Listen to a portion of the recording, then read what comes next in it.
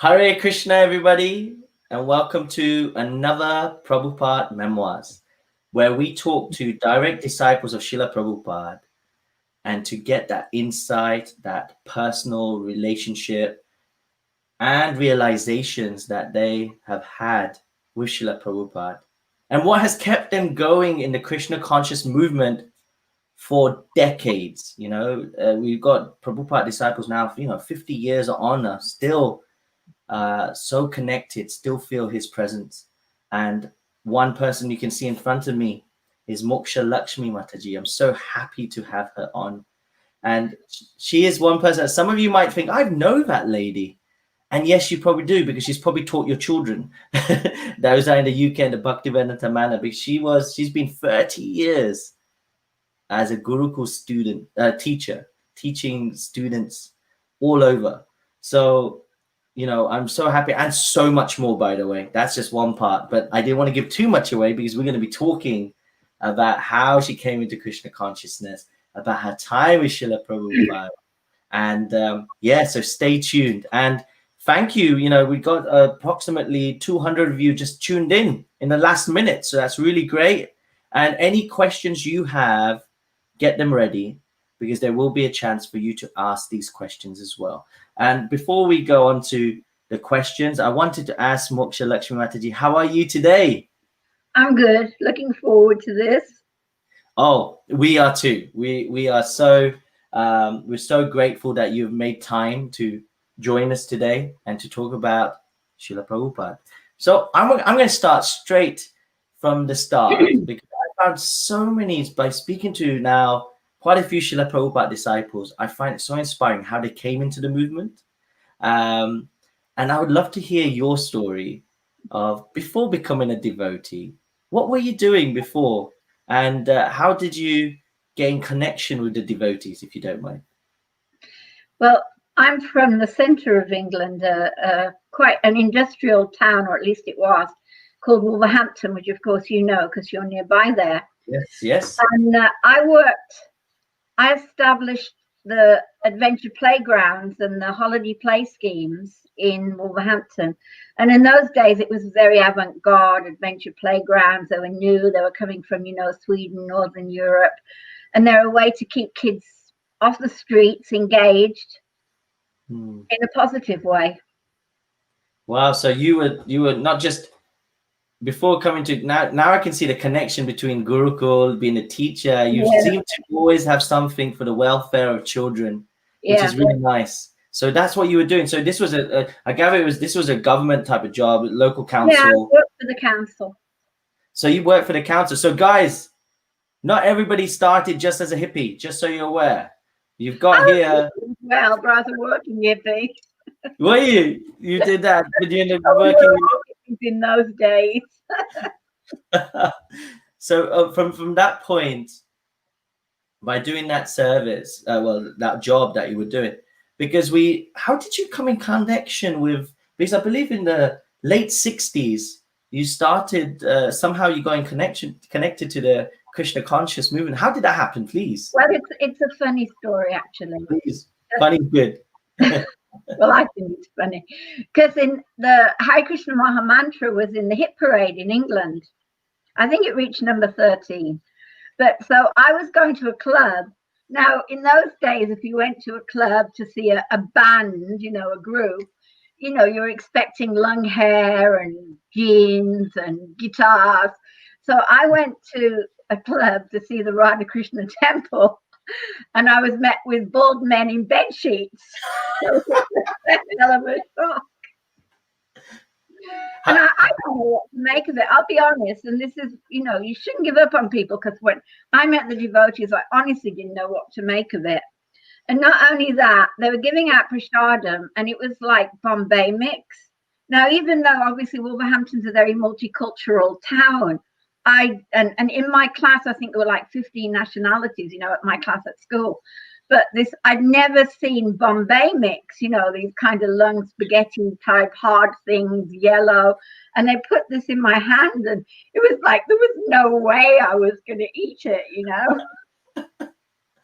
So my big lesson from that is, when you give out prasadam, put it in plastic bags and make it nuts or something that people recognize.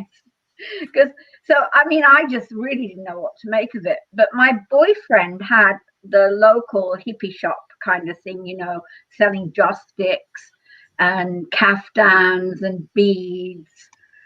And the devotees went there to try and sell their incense. So we started meeting regularly with devotees.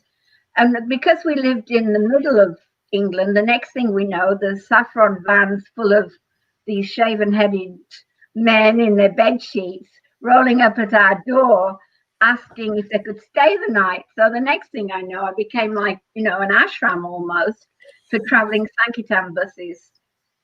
So I met a lot of they're now sannyasis, aren't they? Well, Mahavishnu Maharaj, Jagannatha Maharaj, Prabhu Vishnu, they're all regulars at my house. And of course, Prabhupada, our saint here in England.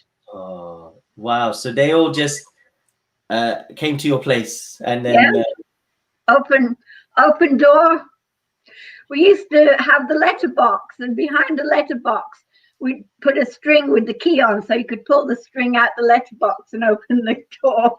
Oh, so they could so it's just like for everybody who needs to have it, they know how to get in. Yeah, well, the devotees, obviously no one else, but we were crazy. That is so innocent and we're innocent and trusting, weren't we? When you're young. So the devotees stayed at my place. That was all like in the early 70s. So it was like the hub, the Midlands hub was forming from. In a way. Wow, that's so nice to hear. So everybody, now you know a little bit more of how the revolution happened, how people were traveling, how they were so surrendered, isn't it? Unbelievably so. I always remember the Brahmacharini room in Bury Place, and I've heard Malati mention it as well. Now you all know what bunk beds are, one bed on top of the other. But in the room in the Brahmachari room in Bury Place, there was 3 layers of beds on either side, a little gully in the middle where someone else slept, and to get out the door, someone else would be sleeping in the doorway in this tiny room, like the size of a bathroom. And very austere. Wow. But it was fun. We were young and we were making friends with these wonderful devotees. Simple living, high thinking, as Srila Prabhupada was saying, you guys were taking that to that level where all you needed is a place to lie down and that's it. There's nearly 8 people in a small. Wow. Oh God, yeah. This is really nice because, like I mentioned a few times, and for those that might be new coming on today, is that you hear the austerities that the Prabhupada disciples went through, so that we now, the second and third generation, have a really nice foundation where we can take, hopefully with the blessings of them, to take it to the next level with, and that's if that didn't happen, if you didn't do that, we wouldn't be able to do what we can do right now. I think it's so that austerity is definitely something that is very commendable. And today, when you go on Harinam in London, which I like to do, everyone knows the Haris in London, and they all join in. Just before the final lockdown here, I went on Harinam, Saturday night Harinam, and all the people were eating in the restaurants on the streets because of the virus. And when we came by, they all got up, joined in, and we were all having this incredible dancing and chanting in Soho. It was really good fun. But I remember one time when the devotees were staying at my house, and they went on book distribution in Wolverhampton, and I happened to be in town with my mother. I'd met up with my mother, and we were shopping, and I saw it was actually Jagannatha, now Goswami, and he approached this woman, and the shock of seeing, the bald head and the saffron robes and the book, she actually jumped back like that, like scared, because people hadn't seen this before. It was totally new. And there was a lot of abuse as well. I remember the butcher in Wolverhampton used to go out of his way to throw a bucket of dirty water over the devotees as they passed. So wow. Yeah, no, I mean, now it's all, everyone knows the Harrys, you know, they all go, Harry, Harry. I mean, when the fire brigade go past us in Soho, there's a fire engine places there. And if they're called out, as they go by, they always go like this, you know, to us. And I mean, but it wasn't anything like that back then. It was like a really unusual, strange thing that people were very apprehensive. And I'd go as far as to say kind of frightened about. What's happening? Actually, the Harinams you're talking about that happened from you know, from the Soho Square going around. A lot of the people, like including myself, when we had KC Socks, the Krishna Conscious Societies, we used to bring groups up to London, and then we would, with Parshuram Prabhu, who's your good husband, we would go. Yeah, he's, you know, he's phenomenal. He's we used to, that's how we got our experience of first Harinam. So for a lot of us, it was to come there and do that, and it stuck with us. We used to love it. So now and of course we just see smiling faces when we're going through the different places with the people now. But in those days, you're saying there was a hostility, but look how it's changed. Our people, Yeah, you know, I mean, the devotees regularly got arrested doing Sankirtan, you know, either books or chanting. So things have really, really changed, particularly in London, I'd say. Yeah. It might not be, you know, I think, because I haven't been recently, but I have, but not so long ago up north, it was like they were kind of still looking at us a bit, you know, because obviously Krishna consciousness has been really centered in London, in that, you know, there's Soho Temple and the Manor just, you know, 20 miles away. True. There's also with London, there's when people think of London, if there's top three things they think of. One is black cabs. I can't remember one, but one is the Hare Krishnas. The Hare Krishnas. Sorry? The red buses is the other one. Red buses. So the black cabs, red buses, and hey, the Hare Krishnas. These are three things. Brilliant, isn't it? It's just brilliant what an effect Srila Prabhupada has had on London. Yeah, it's like how many things people can think of Madame Two Swords and think of this. So many, there's so much, but the Hare Krishnas are in the top three. Yeah. So, and that is mercy. So yeah, so anybody that hasn't been to London, I know this goes around the world. When you come see the black cabs, see the red buses, and of course, see the Hare Krishnas. So, and speaking from there, of course, now if we can, that's how you met the devotees, which is phenomenal, back in Wolverhampton when they used to come. Now, how did you then now they're coming to see you, and how did then that transit into becoming more of a devotee? How did that come along for you? Well, I guess it's by association, isn't it? You know, you keep meeting them, and it's a funny story because I had a blind uncle, and I'd searched through. I was brought up. Well, they were atheists, but you know, my father would have been a Catholic, and my mother was a Protestant, but they were atheists. But I always couldn't understand why I had a blind uncle. So although I used to go to Sunday school, and it never answered why some children are born perfectly, but I've got this blind uncle. Why is he blind if there's a God? And somehow I always believed there was a God. From a child, I always believed it, even though I was in this atheistic setting. And then when I finally met the devotees, they could tell me why my uncle was blind. You know, I'd looked through the Buddhism and Christianity. I did an A-level in RE, we called it in those days. Just education. Yeah, then they changed it to RE. First it was RI. And I did the A-level, and I still couldn't find out why my uncle was blind. But the Hare Krishna Srila Prabhupada's books explain why. So I have to say a big thank you to my blind uncle. Yes, made you think and inquire. It's such a puzzling for a child. Why can't this man see like the rest of us? Why is it like this? But then I'm quite analytical.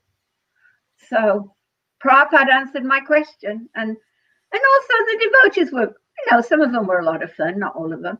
But it was fun time. So, and in all honesty, my boyfriend was much more into it than me. But irony is very strange because I stayed and he didn't, you know. Wow. Yeah, so that's great. So that's how you started to get more and more. Did you? Because remember, you got now. You're a working lady who's worked, Retired. That's and how then yeah, now, but back in those days, because that's when the God, council. yeah, I've always worked my whole life until now. Yeah, it's so because a lot of people would join the ashram, but you were the person that, of course, you had a day job happening as well. You had certain things going on. You had a house, I think, as well. So you had a mortgage to pay. To shop. So like you must have, because I know a lot of people, they used to move in, like right now it's normal. We've all got, certain external jobs, whatever happening, and it's more of a known thing. But in those days, it was more about joining the ashram, and then Yeah. so you're on the outside. So how was that for you? Well, like you say, nowadays it's normal to keep your career and visit, do voluntary work whenever you can. But in those days, you really had to join if you wanted to be a devotee, you had to join. So, I mean, circumstances and Krishna's arrangements organized that we did eventually join the temple. But it's easy when you've got nothing to give up. It's easy to try it out, isn't it? But I had a lot to give up. I had a lot to give up. And, my father didn't speak to me for about 25 years. Wow. Yeah, because it was such an odd thing, he's atheistic man, which, he was Ukrainian, so he was a refugee. And here he is, his daughter with this successful career and so much going on, gives everything up and goes to India. He couldn't believe it. He didn't speak to me for 25 years. So there was a lot of renunciation involved in becoming a Hare Krishna in those days. Now it's not so done, is it? It's not so necessary in one sense. But a lot of renunciation in those days to become a Hare Krishna. Wow. That shows everybody the mindset and the dedication, devotion people giving. Like so in that transition, as you said, it took a little time, and then you of course moved in, etc. So where did you move into first? Was this I went to India. Oh, straight to India. Well, I was visiting the temple, but I still kept my flat. But when I went to India, then I gave up the flat, where devotees stayed, the apartment where, and then off I went to India. And where was that? Was that Vrindavan first? Well, we landed in Delhi, and of course, nothing's normal in my life. The luggage was lost. Oh. So I arrived in Delhi, the luggage is lost, I'm just standing there with nothing, didn't know what to expect. But I walked out the airport, and although it was January, the beginning of January, and because I'm English, I'm used to the cold, and I walk out the airport, no luggage, and this wonderful hot, warm air hit me, and all the cows were sitting outside the airport. Wow. And I just fell in love with India right that moment. I couldn't believe it. Warm air, cows. I forgot about the luggage, didn't care anymore. I just fell in love with India. That's the old Palam airport. Right, okay. No security, nothing. Just cows in the car park. There really were cows in the car. If there was even a car park, it was that sounds so nice. I remember my first time going to India when I was a little boy, and everything hit me. Of course, the air being different. It felt, I was in Mumbai, and one thing I remember is that it wasn't pleasant for me for the first time. Of course, then you're acclimatized and everything's fine. But I was a little kid. But for you, your first ever time, and my parents are Indian origin. I was born in UK, so for me going back, it should felt like but you're born in the UK. Well, and then suddenly you go into India, and it's like it's feeling like home for you straight away, and you saw the cows. That just shows that That's But definitely, I think it's also knowledge you carry with you from your previous births. Because I was always into, I once when I was at college, there was you didn't have to go. It was like you could join if you wanted it, and it was about Hinduism. And I was the first one through the door. I was really interested in it. so there you go. It's just like carrying on. So that's what it feels like. That it's like you're. Do you feel that from your Yeah, I pre? love it. I'd be in India now. It's winter. I'd be in India now if it wasn't for this It's quite big. coronavirus. I love India. I love Vrindavan. I love all of it. I love Bombay. Love Delhi. So talking of India and talking of Vrindavan, I wanted to show everyone this picture. Let me just bring it up there so everyone can see it. So this tell us about this. It says heaven on earth, a model spiritual community. And I believe if I use my mouse cursor, you're about here. Yeah, that's me in the dock, in the navy blue ferry. Yeah, that's the opening of Krishna Balaram Mandir in 1975. And I'm there with the people, with the devotees from Bombay. Next to me in the green saris, Ambika. And we traveled, all of us in they call them bogies, the carriages on Indian trains. So we had our own bogie, and all the devotees were in, and with the prasadam, and we traveled from Bombay to Mathura, and then from Mathura to Vrindavan, there was a bus. I always remember they met us with a bus. Muddy Bunda was on the bus, and they took us to Vrindavan, and wow, what a treat. And that's Srila Prabhupada here. Yeah. Yeah. So all the people that we're seeing here, I gather they all traveled because it looks mainly made up of Western members, if I'm correct. Well, it was mainly Western members in those days. So this is over 40 years ago, this photograph. Wow. How was that when suddenly you got the Krishna Balaram Mandir, you're all there? How was the other people, the local people? How did they take all this in? Like how was that? Well, Krishna Balaram Mandir was on the very edge of Vrindavan. It's not like today where the housing goes right the way up to the Delhi road. In those days, Krishna Balaram was literally the farthest point from Vrindavan village. So we didn't really see much of them. There was one chai stall out the front. It might have sold the odd cold drink. Maybe not. Actually, he's a famous devotee now. Well, famous Brijabasi, Bihari Lal. He used to sell chai out there. And there was, not that we drank it, but we didn't really associate with the Brijabasis. We all went on our buses to see the holy places in Braj. And then we stayed in the temple. It's not like today where everyone's in Loy Bazaar buying saris and everyone's everywhere. We just stayed in the temple and did our service, or at that point we were visiting. It was for the opening. So we're having our festival. Wow. No, so it was so in those days it was transitioning. You come to this new place, you got the temple, and all of you are now living there. Tell us some pastimes that with Srila Prabhupada's there. Is there any pastimes you got that you could share with us? Because you did stay there for some time. Because actually I was a Bombay devotee at that point. So Prabhupada, I was initiated by Prabhupada there in that festival. Because don't forget, I was too busy looking after the children of Wolverhampton to get initiated in England.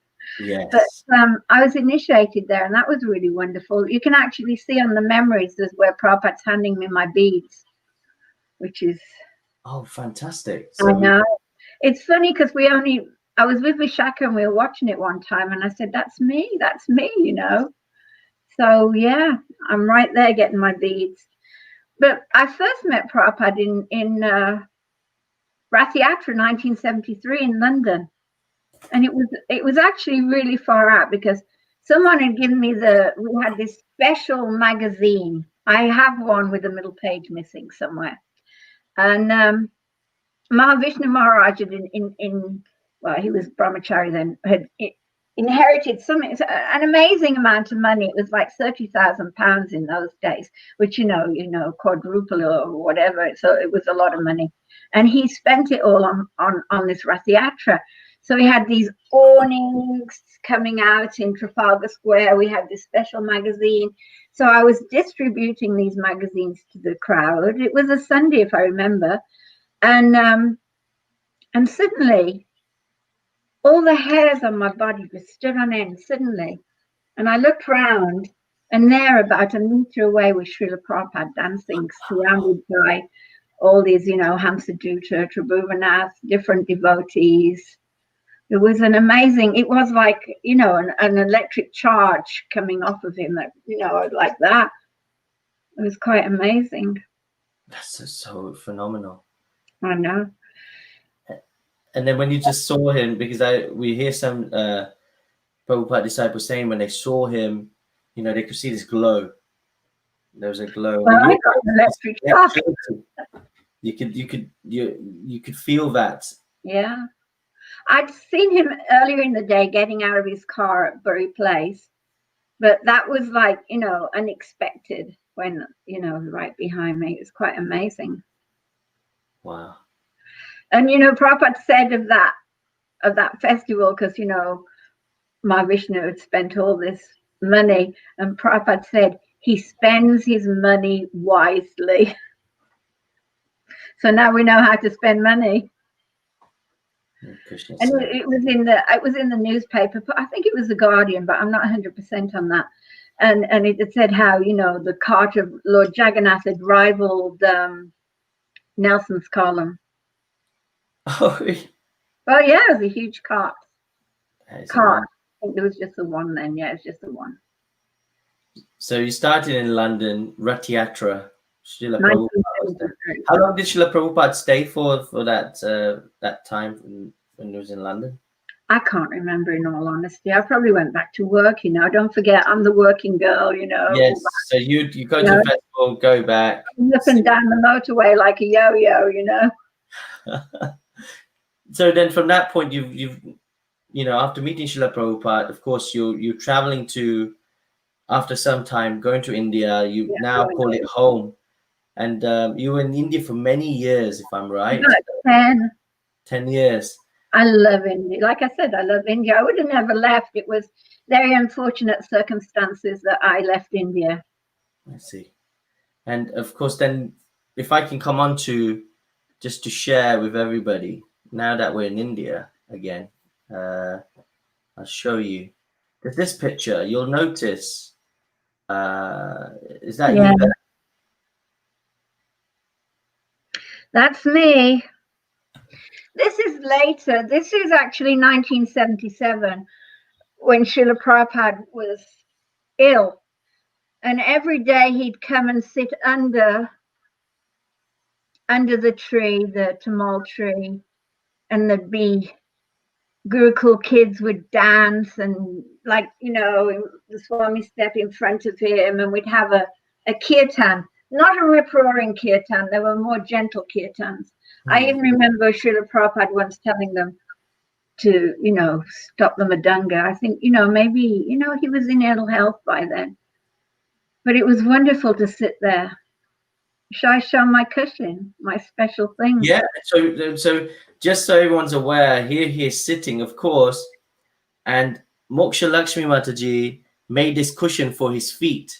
So please show. Let me just bring you on again properly so we can see it. You know, when I look at it now, it's really lopsided. But in those days, we didn't have the facilities, you know. Now I'd have made a pattern and everything. But in those days, we didn't have anything. I was living in an Indian village. I don't think I didn't see money in years, you know. I didn't know what money was. Never went to the bazaar. Wow. I mean, it was a very, it was a sadhu life, actually. And I lived in this little room. It was just like 6 foot by 6 foot. You could just shove one of those beds in. You know those string beds? Can't remember the word in Hindi. I do know it, but it's gone out my head.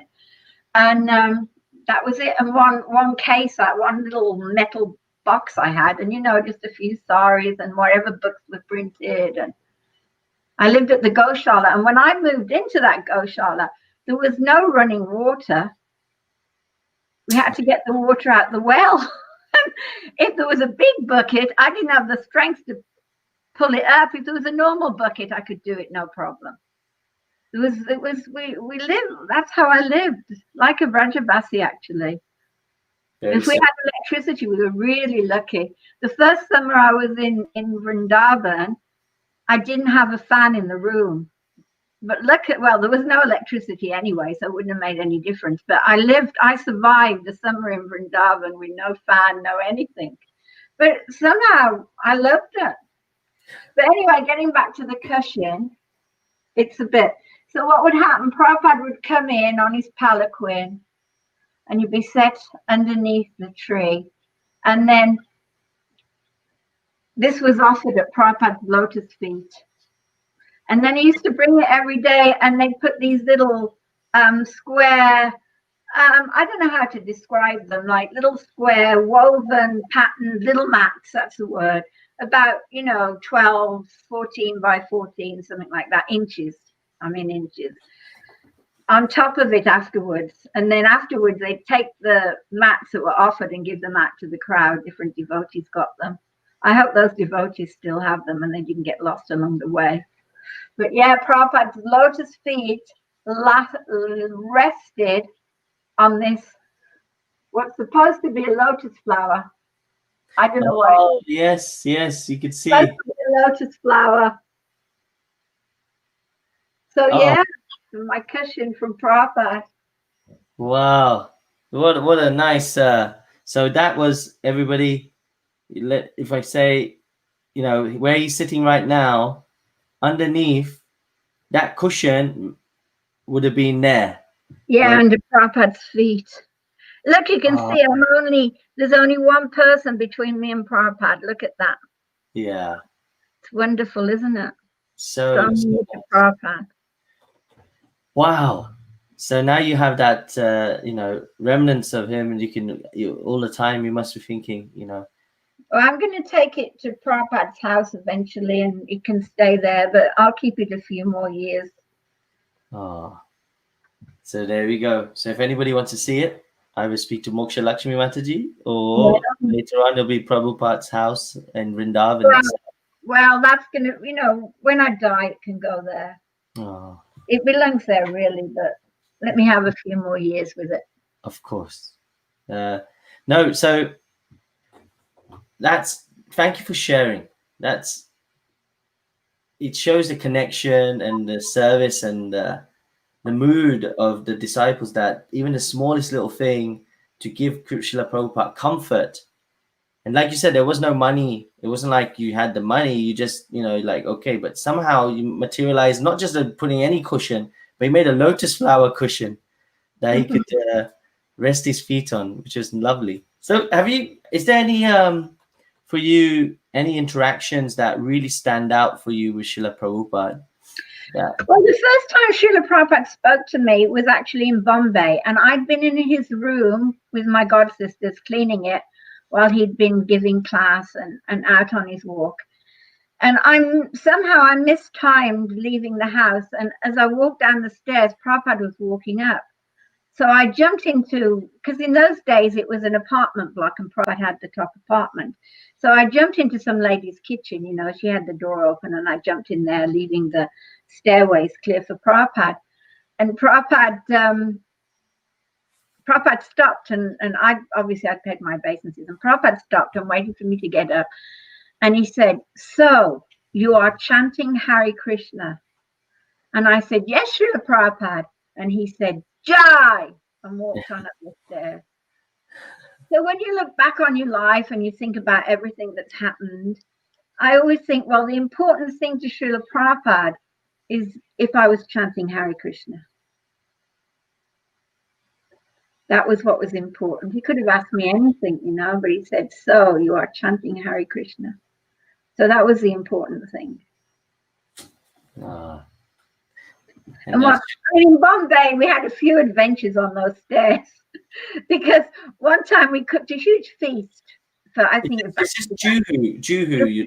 Oh yeah, Juhu. There was only Juhu in those days, and there was no temple. It was just a shack on the side of the road. It was literally a block of concrete with some turquoise tiles on.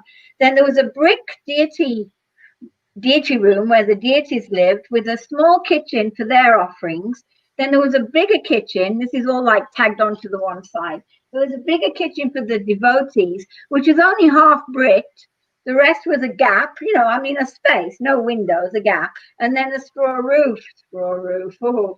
Yeah, And the itself had, the corrugated iron that goes like that, that was that. And then there were no walls. There was only walls on the one side where the deities were, a bit round the corner. Then 2.5 sides were just empty. And when it rained, we pulled down blinds, blinds that came down, and then and down. Was it Yadivara Prabhu, Vishaka Prabhu as well? Like at that time? Not at that point. They were not at that point when I was there. I mean, they might have visited. I can't remember, but I mean, obviously, I met Vishaka in Mayapur festival actually. Wow. In swimming across the Jalangi. That's how I remember Vishaka, swimming across the Jalangi. But so we'd made this huge feast for Bhaktisiddhanta's appearance, disappearance, can't quite remember. And I think it was Hamsa said, "Oh, you have to show Prabhupada all these preps." Because, we've got a kitchen the size, like maybe 4 foot by 6 foot or something. And then, of course, there's a larger devotee kitchen. And somehow we used to come up with all these preps. I mean, we'd have, 10 different flavors of Simply Wonderfuls or something. But, hey, we still came up to 108 preps. So we put all the preps on the lids to the pots, the flat lids. In India, the lids are flat. So like big plates, really, aren't they? They are like big plates. So we put them all on, and we go to the stairs, and the plates were wider than the stairs. Oh. And somehow we've got to get these offerings up 2 flights to Srila Prabhupada to show him what we've done for his spiritual master. Anyway, I don't know. I tipped her, who knows? But we got it all up there. And then Prabhupada said, "This movement is nothing without its feasts." That's it. So let's remember that, all you cooks out there. This movement is nothing without its feasts. So there we go, Sunday feasts, because this is what it was about. Yeah, and Bombay was so wonderful because Prabhupada used to come a lot to Bombay, and we'd go to the airport to pick him up, because the airport is not far from Juhu, it's really near. And we'd always, squash into taxis and go meet Prabhupada. And then when he was leaving, we wouldn't leave the airport until the airplane had taken off, and we'd watch the trail. And when the trail was gone, then we'd leave the airport, feeling so sad. We used to say it was like the gopis when Krishna left Vrindavan for Mathura. They stayed watching the dust settle, and we stayed watching the trail, the camp, whatever they call it, camp trail, I don't know what it's called, disappearing. Those were the days. That's how much we loved Prabhupada. That's so nice. And coming on to... Actually, there's one really important story I'd like to say in Bombay. Yes, please. In Bombay, I think there were other incarnations, but I started a school for the poor people. And we're talking poor people. The children would come, and those little vests they wear, the sleeveless vest. Bandi. I can't remember the Hindi name. My Hindi is Bandis? That's it. Bandi. Yeah. And there'd be more holes than there'd be cloth. Yeah. And although they'd be clean, but they'd be clean with water, not soap, and it'd just be white would be brown, stained and big holes. They're really, really poor children. Some from the fishing village, some lived on shacks just on Hare Krishna land, but not in the apartments, in the shacks. So I started this school, which wasn't without its challenges because they spoke Marathi and I didn't. At that point, I didn't know any of the Indian languages. And we used to have the most rip-roaring kirtans, and I'd feed them and everything. So one time, Srila Prabhupada heard the kirtan, and he said, who's that chanting?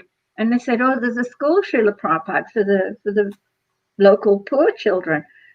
So we were invited up to Srila Prabhupada's room. Now you can imagine, you've got to get everything right. We're going up to see Prabhupada. And I'd had nice, clean, clothes made for them, little gopi skirts and tops for the girls and dhoti kurta for the boys. So we went out and they all drew a picture of Krishna to take to Prabhupada. So we went up the stairs, and Prabhupada's an important man.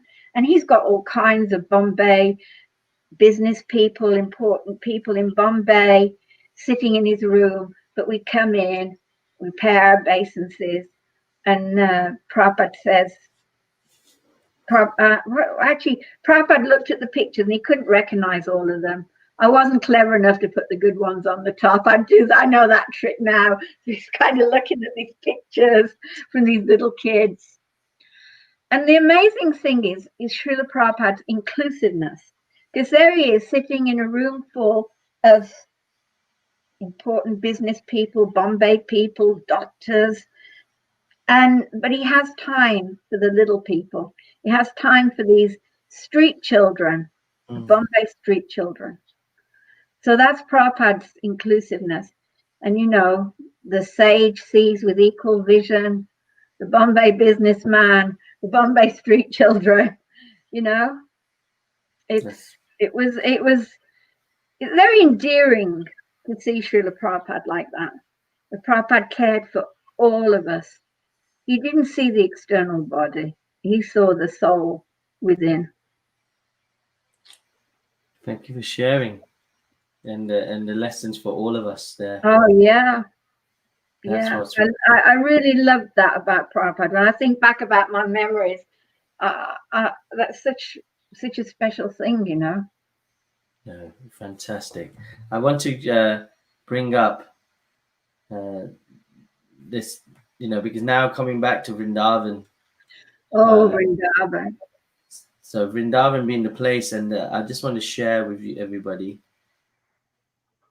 So this is coming down towards, like you saw before, Srila Prabhupada in 77, of course, health was deteriorating, and he wanted to be back in Vrindavan.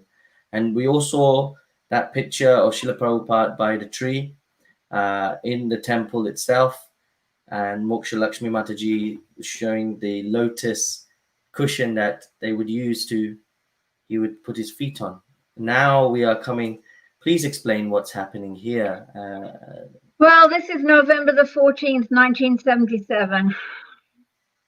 It was the most shocking day. I mean, it's a day that's never repeated, is it? It's a once in a lifetime experience. It wasn't even a normal day. It was my 25th birthday. Oh. And one devotee came to the Goshala and on a bike, and he was the kind of an eccentric, special needs kind of person. And he said, he actually was addressing my friend Vishalini, and he said, "We need your milk." Because in those days, although we're at a Goshala, it just means there's a lot of milk. And she used to have milk because she had young children. And Prabhupada said, "We need your milk because Srila Prabhupada's going to leave his body, and we need your milk to bathe Prabhupada's body." I mean, what a thing to be faced with. And I remember we just we didn't say a word, me and Vishalini and I. We looked at one another. We locked our rooms. She grabbed her baby and the milk, and we ran to the temple. And when we arrived, there were already people in the temple because we were out at the Goshala and around Srila Prabhupada's bed chanting. And that's where we stayed the whole day, chanting with Srila Prabhupada, for Srila Prabhupada. So it was a really, really sad day. And it affected people in different ways. I remember one boy had hysterics and someone else slapped him, which I thought was a bit out of order. And it was a very sobering day. And after Srila Prabhupada left his body, he was taken into Krishna Balaram Mandir, and he took darshan of each set of deities, and then he was in his palanquin strapped to his Vyasasan. And we stayed all night chanting with Srila Prabhupada. And the next morning after Mangalartik, we took Prabhupada to the Goswami temple. At the request of the Goswami from Radharaman, said Vrindavan should have its last darshan of Srila Prabhupada. And then, of course, he went into the Samadhi, which we can all see that glorious building now. At the time, it was just a hole. And they put a pole from Prabhupada's head up so that we'd know where Prabhupada was. And that was there for a long time with like a thatched brick structure over. So it was an awful day. It was a terrible day. Of course, you can rejoice and say, "Oh, Prabhupada went back to be with Krishna," but for us devotees left, it was a very, very, very sobering day. And before, when Prabhupada came back from Rishikesh, Prabhupada had been in Rishikesh, and had been a big storm, so he came back to Vrindavan. And what happened was, Prajumna arrived in the middle of the night and said, "Prabhupada's coming on the such and such train in the morning. He'll be in the morning." So I used to look after Prabhupada's house.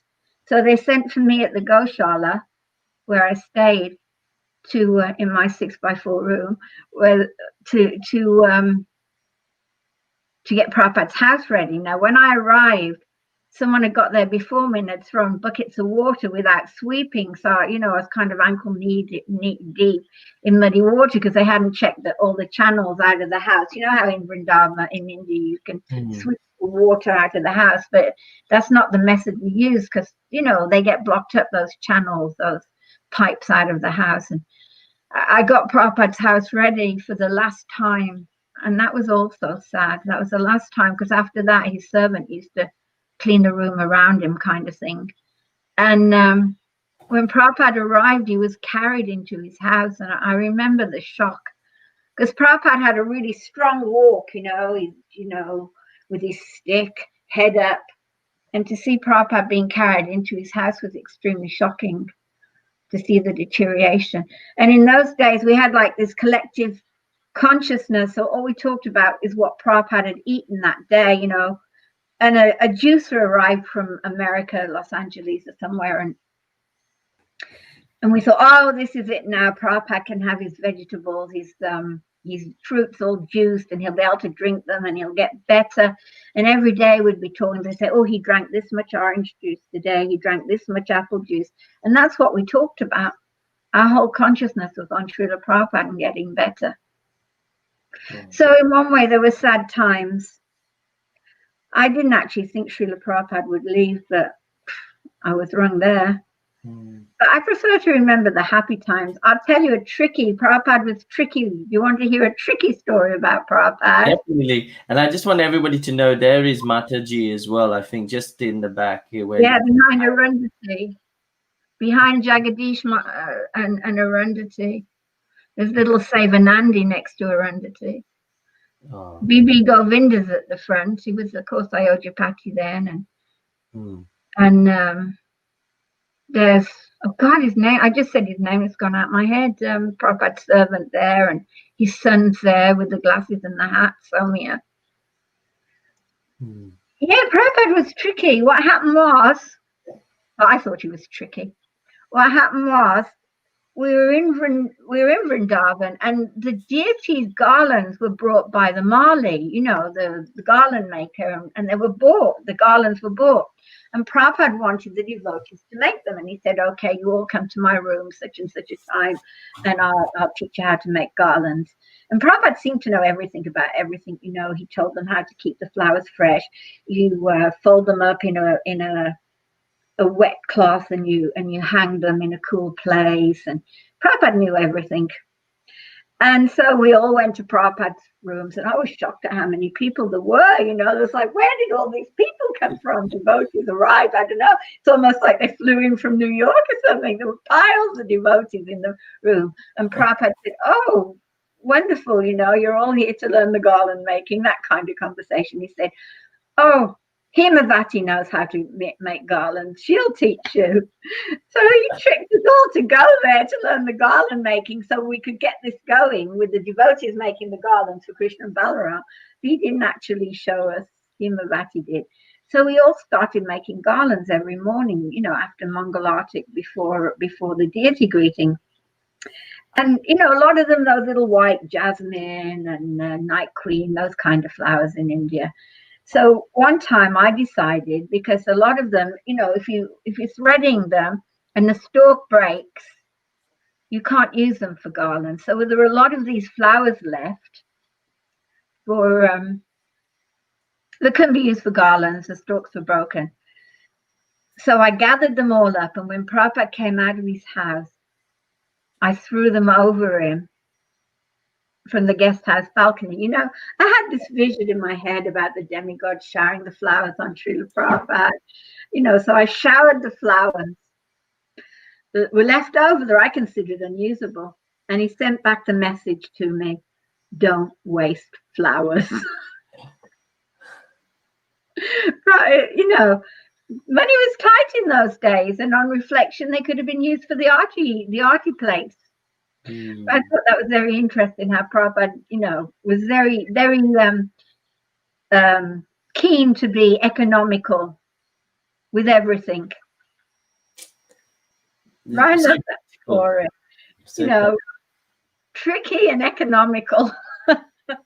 So, you know, you're coming. It's so nice that you've been sharing today, and thank you so much. The nectar, understanding Prabhupada.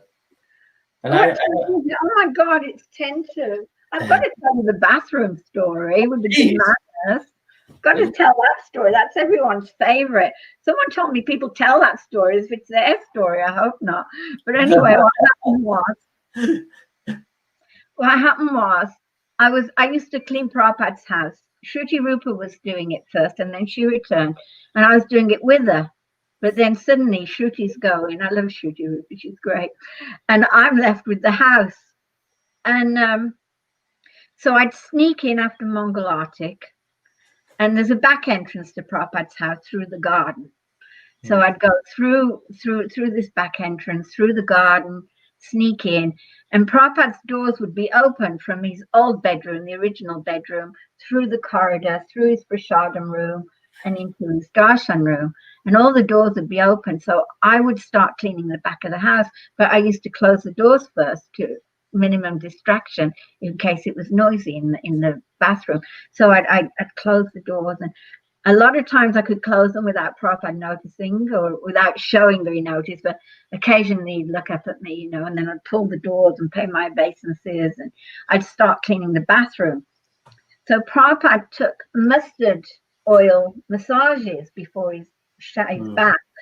So you know what, oil and water don't mix. So there were all these oil stains on Prabhupada's marble bathroom floor, and he complained about them.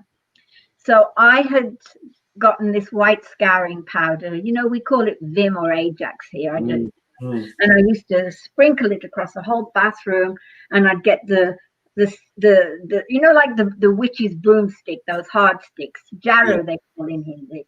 I'd get the jaru, and I'd be scrubbing away. I'd be squatting, and I'd have my sari around my knees, and, you know, real Indian style. And I was slowly getting rid of these stains, and it was, you know, the bathroom floor was starting to shine, and I was so happy with the bathroom floor. I was Prabhupada's Bundy, by the way.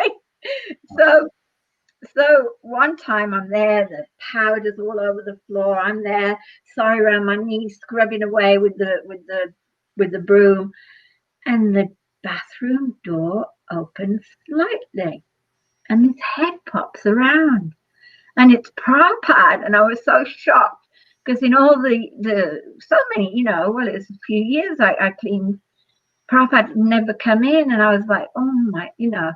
And I thought, you know, do I pay my obeisances and make it, you know, in this wet mess and prolong, or do I get out and then pay my obeisances? So anyway, Prabhupada's head comes around and he says, may I come in? Now, isn't that perfect manners? Gentleman. You know, not like, what the hell mess is this guy? You know, it was, I just struck by what wonderful manners Srila Prabhupada had. May I come in? It's his bathroom, and he's asking me if he can come in. So obviously I said, I was kind of, well, yes, Prabhupada, of course, Srila Prabhupada, come in, Srila Prabhupada. I remember I kind of, said a whole bunch of things. And then I ran out and I paid my obeisances on the outside of the bathroom door on the black marble floor, black granite floor. And and there was like bits of this scouring powder where I'd paid my obeisances, because don't forget, it's all over the place. And when Prabhupada walked out, he didn't leave a single footprint, somehow he'd managed to avoid it all. And I thought, oh, how strange, he didn't make a mess when he came out. So Prabhupada was very clean. But it was such, to be there with Prabhupada. Oh God, it's five to I've got so many stories. Prabhupada gave me his initiation, Brahmin initiation in Bombay. And I'd taken in all these different gifts, and I'd wrapped them in this hot pink tissue paper. And when he was opening them, it was like he was a little boy, he was opening all these presents. There's quite a few of them. And it was just, and I remember thinking, actually, it was later, when we look back on our realizations, how Srila Prabhupada said that a brahmachari sees all women as his mother.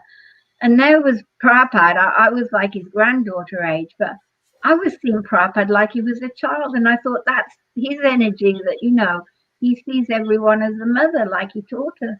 Because I felt like his mom, I was there with his presents. Like he was like a little boy opening these presents. It was just incredible. And but then afterwards, the whole mood changed like that. Because he was teaching me the Gayatri. And of course, what do I know? Wolverhampton girl, and he's teaching me, and I couldn't, the pronunciation was probably way off. And then he became very stern, because then he would turn to the teacher.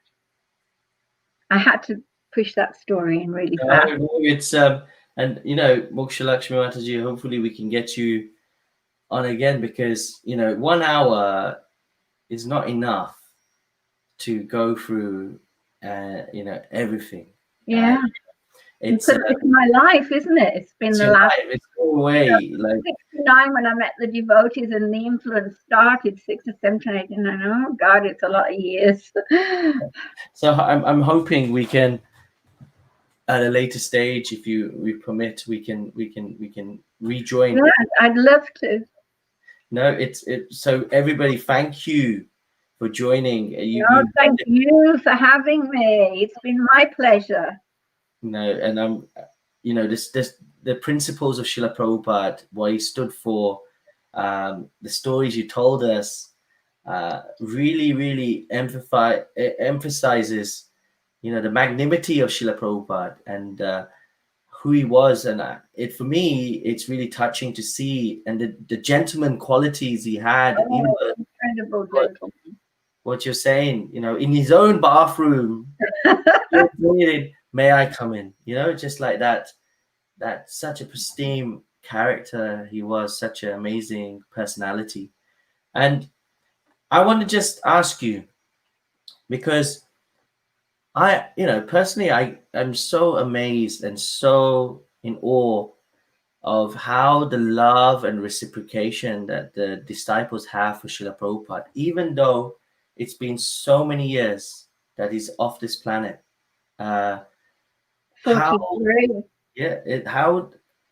you, and this can be because everybody on here, some may be looking for spiritual masters, some may have spiritual masters, but may not able to connect with them so often.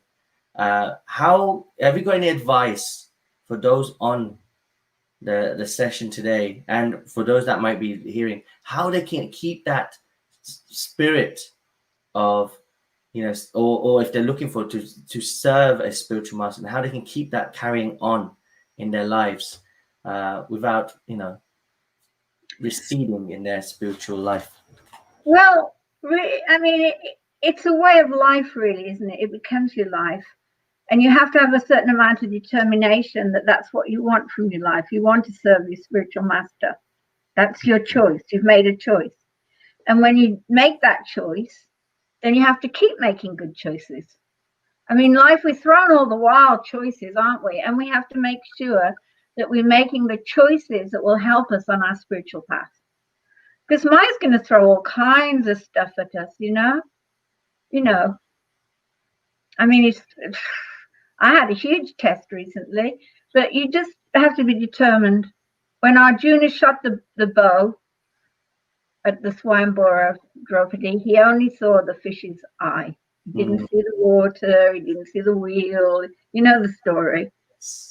He only saw the fish's eye. So you have to, you have to fix your determination. You have to make good choices, and you have to know what your goal is, and you have to go for your goal. I mean, who wants to come back to the material world? It's painful enough when you're a devotee. It's like, I want to be with Prabhupada. So you just have to make the choices that keep you on the path. There we go. Keep it fixed. Yeah. Keep focused, and keep your eye on the bullseye. As you said. The fish's eye. Although it was a fish. But it was a golden fish or something, wasn't it? With a, it wasn't a real fish. So, but yeah, make good choices. That's it. Every day we have so many choices. You have to make good choices. You have to think. I guess I have kind of a long vision or something. You can't always make the fast decision. You have to think of the long term. That's very true. Very true. No, thank you so much. And please take that to heart, everybody. We're talking about somebody that is a veteran, been there from close to the start, and still part of this amazing movement that we're part of. So I'm very grateful to her for coming today and sharing those experiences.